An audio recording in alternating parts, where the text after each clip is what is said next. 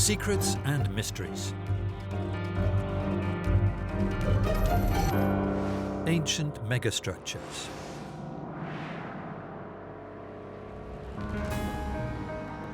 Be it a necropolis, a giant monolithic statue, or a huge ancient city, all of the awe-inspiring structures we will see in this episode have captured the imaginations of researchers and explorers alike.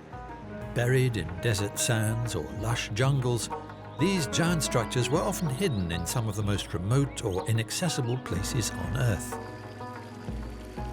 We will travel across the world to visit some of the most incredible ancient megastructures ever built.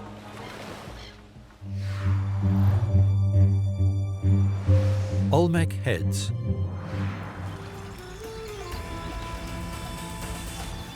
More than 3,000 years ago, the Olmecs, the oldest recorded civilization in Central America, carved a series of colossal heads out of stone.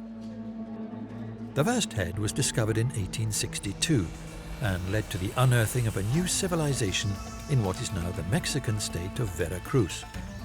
The Olmecs were the predecessors of the Maya, Inca and Aztec cultures and achieved cultural heights unheard of at the time.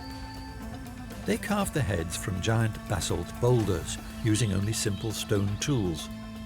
The heads portray men with wide lips, round cheeks and flat noses. They display uniquely naturalistic facial features, including dimples.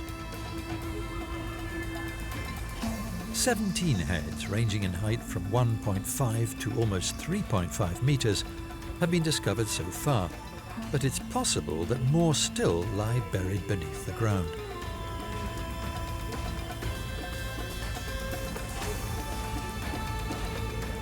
Due to their immense size and the quality of the stonework, current theories suggest that the heads may represent Olmec rulers, and the headgear could be protective helmets.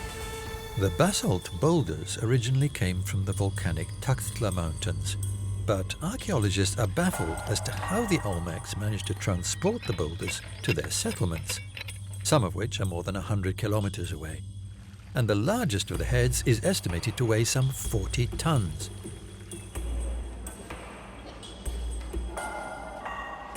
Scientists hope to one day solve this mystery, as well as the other secrets of the Olmecs. But as of today, most of their settlements remain largely unexplored.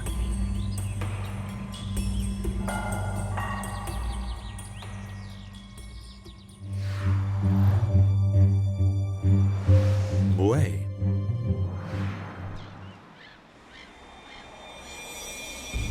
Some of the most intriguing monolithic statues in the world, the Moai, are to be found on Easter Island in the southern Pacific Ocean.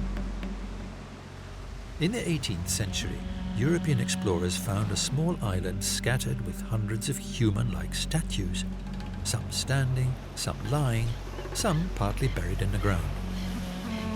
It's believed that the Moai represent the islanders' ancient ancestors. The largest weighs around 82 tons and once stood a staggering 10 meters high. Some were originally topped with a giant hat-like top knot called a pukao, which had to be lifted onto the top of the statue separately.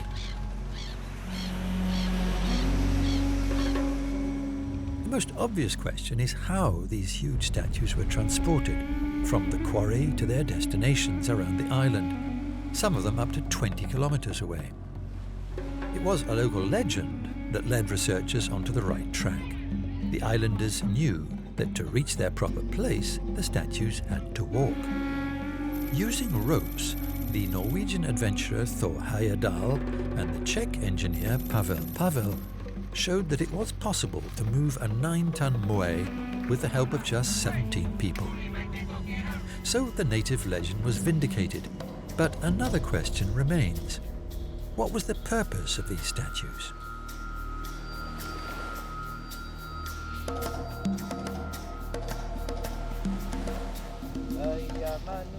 Wooden tablets bearing glyphs have also been found dotted around the island. Could these provide a clue to solving the mystery? The glyphs, called rongo rongo, were also found on some of the Moai. But so far, all attempts at deciphering their meaning have been fruitless.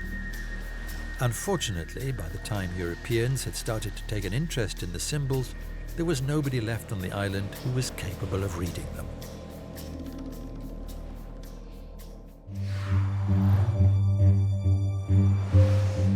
Petra. For hundreds of years, the ancient biblical city of Petra in modern-day Jordan was lost to the Western world. Hidden in a fissure in the sandstone rock of the desert and partially buried in sand, it became nothing more than a legend. Finally, in 1812, it was rediscovered by the Swiss explorer Johann Burckhardt. Hewn from desert rock, this ancient city leaves us in awe of its astonishing architecture. Even more so when you see the famous Al-Kazne, or treasury. According to legend, the stone urn in Al-Kazne sheltered the treasure of a pharaoh from the times of Moses. In fact, Al-Kazne is a huge tomb, and the present urn is solid sandstone. But whether that is the same urn the legend spoke of cannot be said for certain. Thanks to an elaborate system of water channels, in Hellenistic and Roman times, Petra was a thriving trading centre and the capital city of the kingdom of the Nabateans, an Arab tribe. But after new trade routes were established, its importance diminished. And, following several devastating earthquakes, the city was abandoned.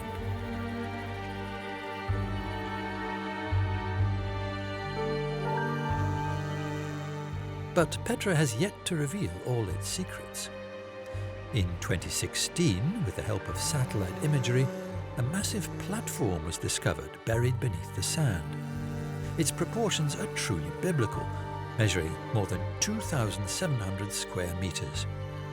But the purpose of this monumental structure remains unknown.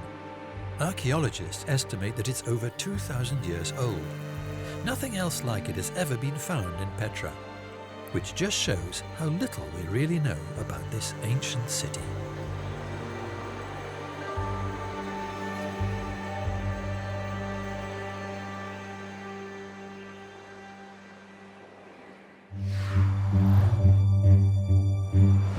Alhambra.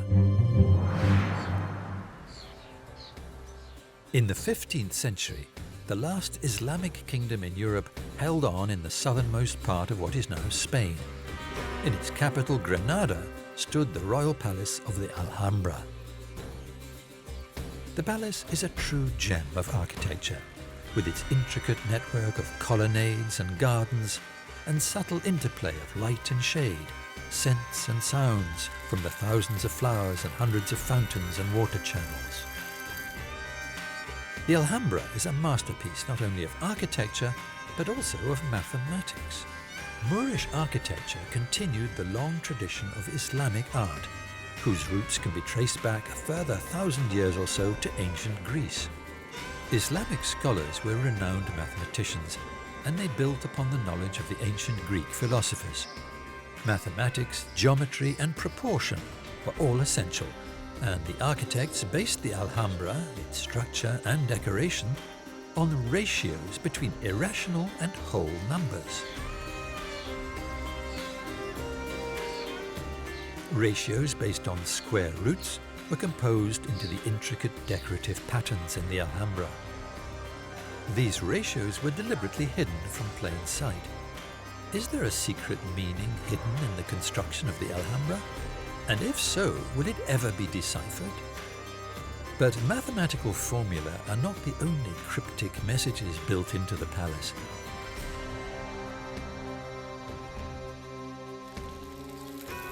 The chambers and gardens were designed for specific purposes, and the key to unlocking them lies among the Arabic inscriptions on the walls, columns, and fountains.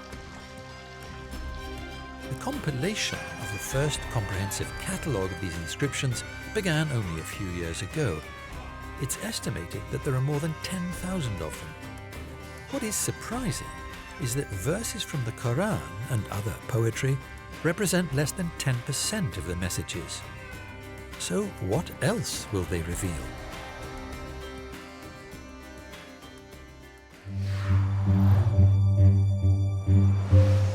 Angkor Wat. 1,000 years ago, a large empire sprawled across mainland Southeast Asia, where today we find the modern states of Cambodia, Laos, Myanmar, Thailand and Vietnam. It was ruled by Khmer monarchs, who were believed to be both kings and Hindu gods. Monumental temples were constructed to the glory of these monarchs. One such iconic temple is Angkor Wat, located in the capital of the former empire. Declared the largest religious structure anywhere in the world by Guinness World Records, Angkor Wat represents a microcosm of Hindu mythology. The temple symbolizes Mount Meru, the sacred mountain of the Hindu gods. The 5 towers of the temple are the peaks of the mountain, while the walls and moat symbolize the outer mountain ranges and the ocean. Inside the temple, hundreds of bas-reliefs depict scenes from Hindu mythology. One of these shows the gods and demons churning the sea to produce the drink of immortality which restored the strength and rule of the gods. For the Khmer, the link between mythology and the real world was strong. The long causeway leading to the temple proper is adorned with statues of Nagas, mythical serpents, sometimes depicted as cobras with many heads. To the Khmer, Nagas were symbols of water and are associated with the very origins of the Khmer people. Of course, water was essential for the prosperity of the empire, and the Khmer were able to harness the power of their great river, the Mekong, through an incredible system of irrigation canals. The canals also played a pivotal role in the construction of the huge temple, as up to 10 million sandstone blocks had to be transported. Without the extensive grid of water channels, the transportation would have been virtually impossible, and the temple might never have been completed.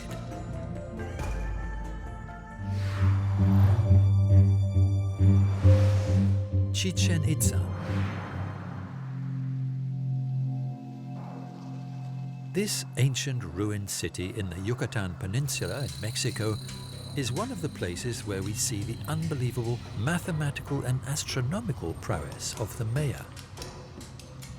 Their unrivaled knowledge of the movement of the stars is evident from the construction of the temple of Kukulkan, or El Castillo. Twice a year, at the spring and autumn equinox, the shadow of a serpent slithering down the temple steps is cast by the setting sun. The serpent may represent Kukulkan, the Mayan name for Quetzalcoatl, the ancient deity of all Central America.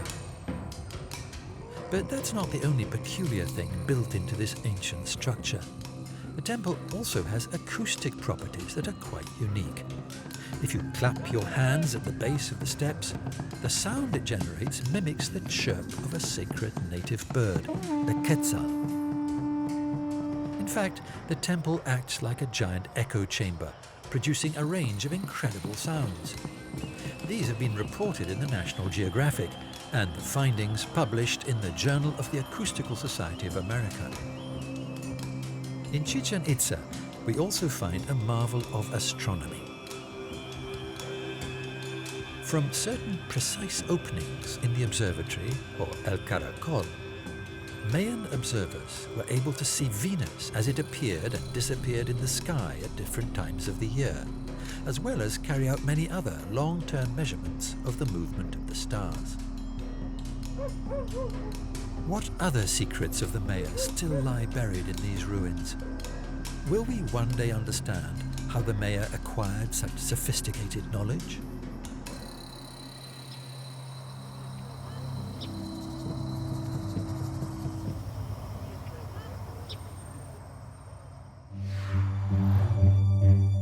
The Valley of the Kings.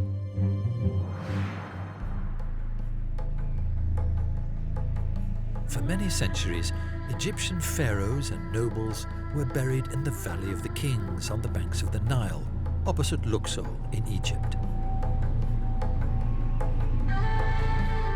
So far, 64 tombs have been found in this huge necropolis. Although 2 tombs were discovered very recently, the first find was made more than 90 years ago. This included the famous tomb of Tutankhamun, discovered in 1922. Soon after the discovery, mysterious deaths were reported among the team of archaeologists who found the tomb. The deaths were ascribed to a curse cast by the pharaohs to ward off grave robbers. Most of the deaths can be explained medically. However, of the 12 people present during the opening of the sarcophagus, 6 died within just a few months of the discovery. Today, archaeologists wear protective masks when entering such tombs and are keenly aware that bacteria active in the decomposed organic material can enter open wounds. But not all of the deaths can be dismissed as having been caused by infection, and neither can the curse be described simply as a story. Zahi Hawass, an Egyptian archaeologist and former Minister of State for Antiquities, recalls what happened after he and his team discovered the Valley of the Golden Mummies. He was haunted in his dreams by 2 child mummies he put on display in a museum. At first, just the faces of the mummies would appear, but later he dreamt of them stretching out their arms towards his throat. When the mummified siblings were reunited with their father, the nightmares stopped. In 2015, infrared scans of the tomb of Tutankhamun revealed hidden chambers, which may contain the burial site of the Egyptian queen Nefertiti. But are there any archaeologists bold enough to venture into the tomb?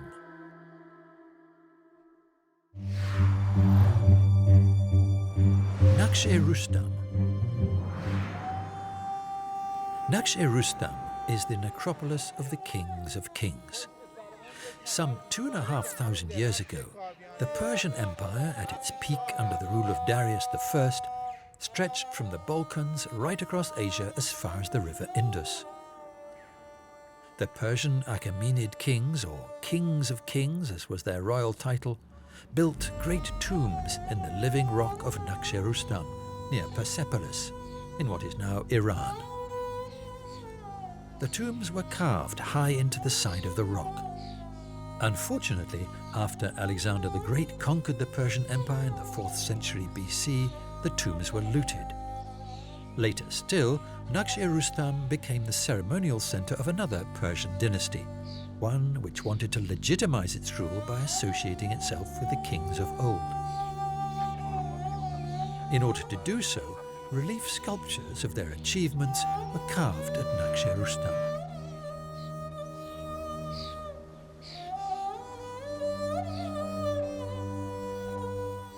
The tomb of King Darius is the oldest of the tombs at NAQSH-E-RUSTAM. A giant relief shows the king being carried by throne bearers who represent the various peoples ruled over by the Achaemenid Empire.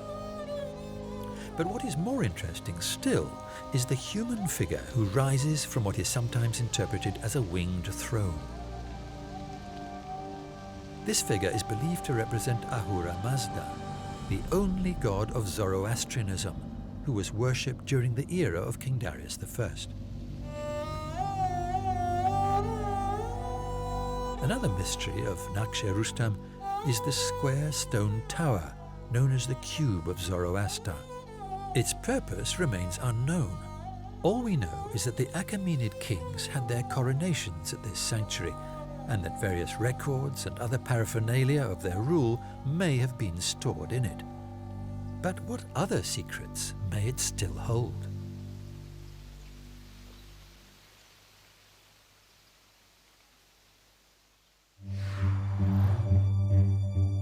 TIWANAKU.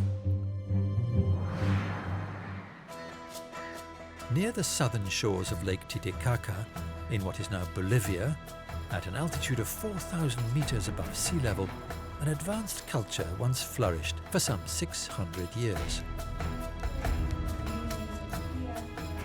When the Incas found the great ruins of Tiwanaku, They believed it was there that Viracocha, an ancient god of the South American Andes, created the first ancestors of all the people of the world.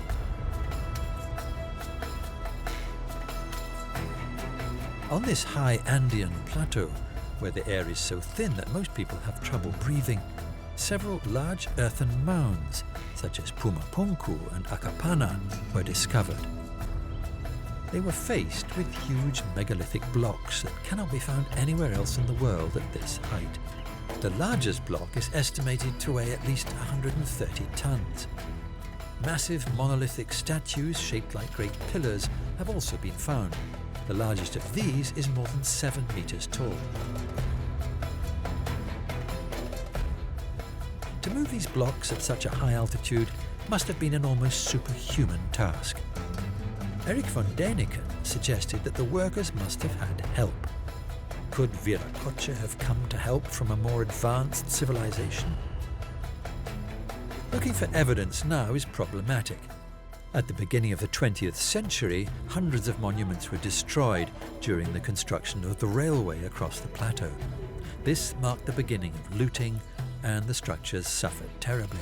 Such was the fate of Cala Sasea, a low rectangular platform once enclosed by a wall of upright stones. The platform was in need of restoration, along with its monumental monolithic doorway, the so-called Gateway of the Sun. Could the gateway's central figure, who we see holding 2 decorated staffs and accompanied by other winged beings, be the god Viracocha?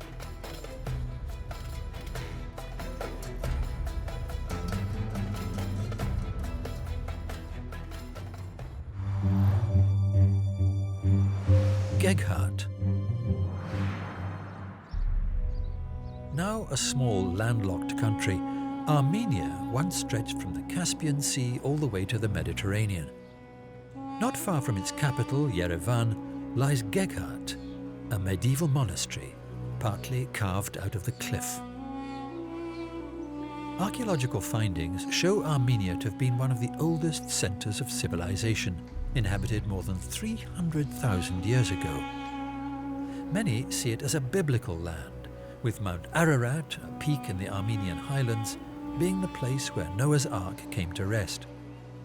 The GEGHARD monastery acquired its name, which means the spear, from a relic it once supposedly housed. Legend has it that GEGHARD was one of the resting places of the Holy Lance, the lance the Roman soldier used to pierce the side of Jesus as he hung on the cross. But the GEGHARD monastery is a marvel in itself. It contains a number of churches and tombs, most of them carved out of the mountain rock. According to tradition, it was founded by St. Gregory the Illuminator, the first bishop of the Armenian Church. What is certain is that the first monuments at the site do in fact date back to the time of St. Gregory, the 4th century AD.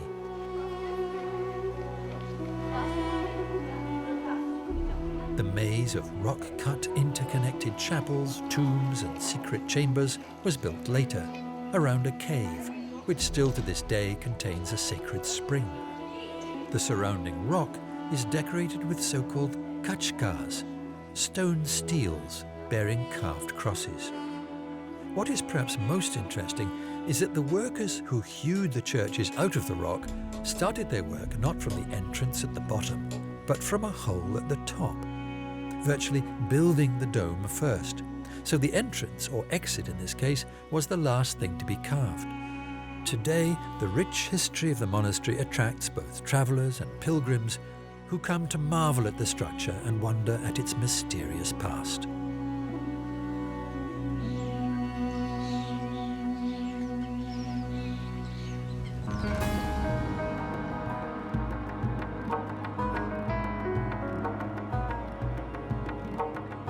Ancient megastructures.